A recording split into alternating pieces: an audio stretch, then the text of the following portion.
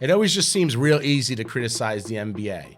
The NBA has been criticized for its style of play, its culture, and anything that has to do with the NBA for as long as I can remember. That just seems like low-hanging fruit for anyone who's just not particularly a basketball fan or just someone who prefers another sport instead. And I get it, but for the record, that's not me. I'm a huge NBA fan, but some of the criticism these days has been valid.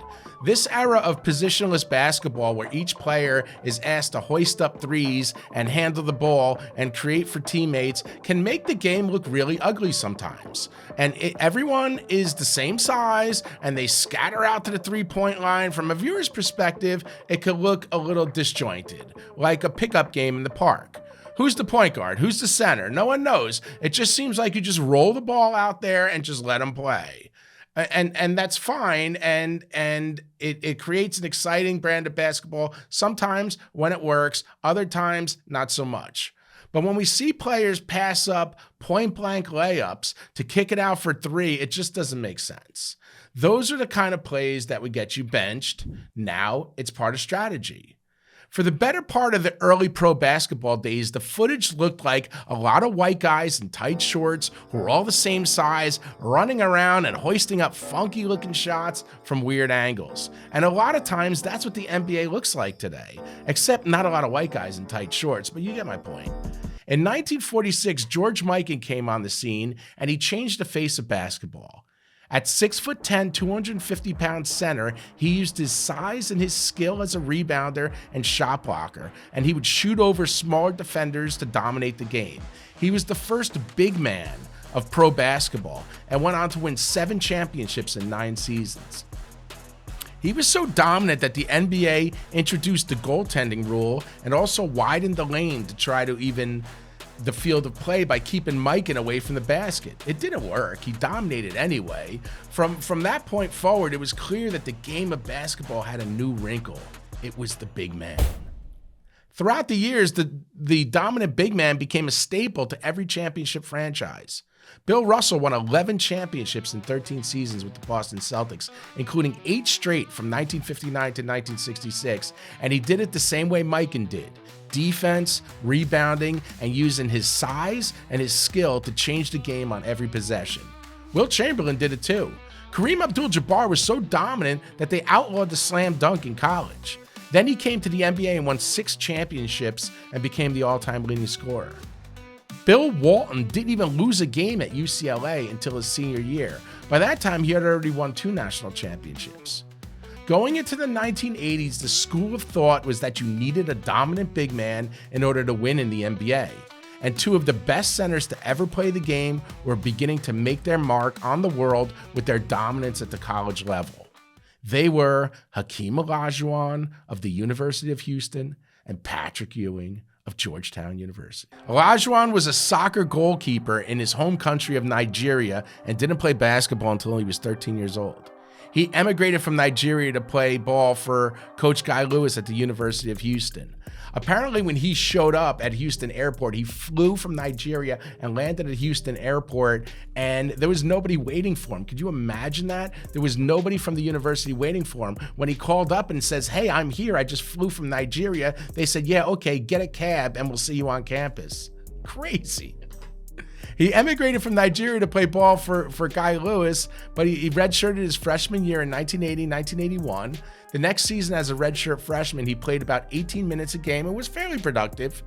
But after the season, he has asked the coaching staff, how could he improve? And they linked him up with Houston resident and NBA MVP Moses Malone for off-season workouts. Olajuwon went head-to-head with Moses throughout the summer, and that experience rapidly improved his game.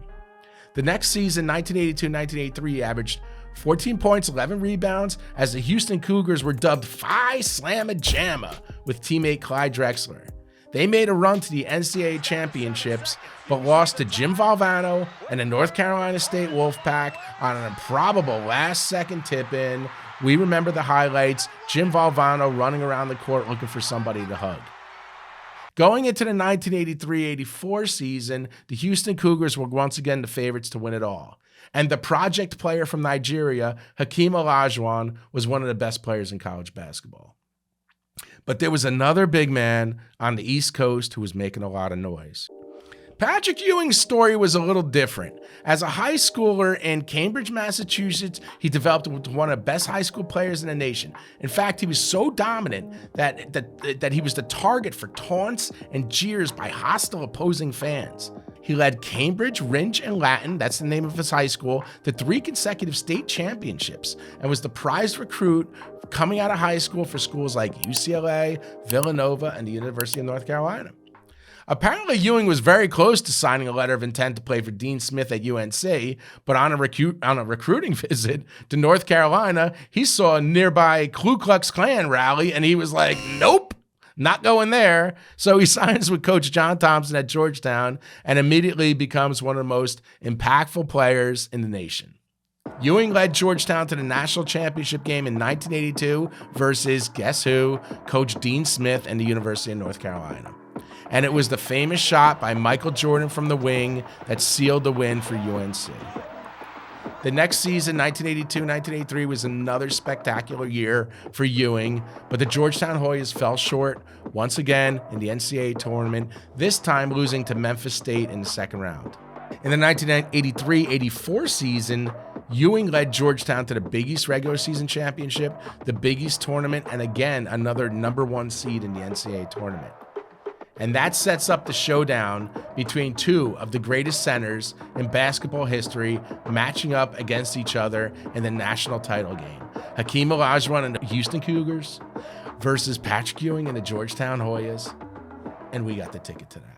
Here it is, April 2nd, 1984 in the Kingdome in Seattle, Washington. Beautiful stub. Ewing signs in blue, Olajuwon signs in red. 1 year apart, I had them sign. I was not present for either one, unfortunately. Would just love to have been in the room with Patrick Ewing and HAKEEM Olajuwon. I wasn't. Both occasions were private signings, and I was not invited. Brandon Steiner and Collectible Exchange took care of the Ewing for me. Ryan Fitterman and his team at Fitterman Sports had the Olajuwon sign in red for me. Olajuwon was just absolutely terrific in this game, and so was Ewing.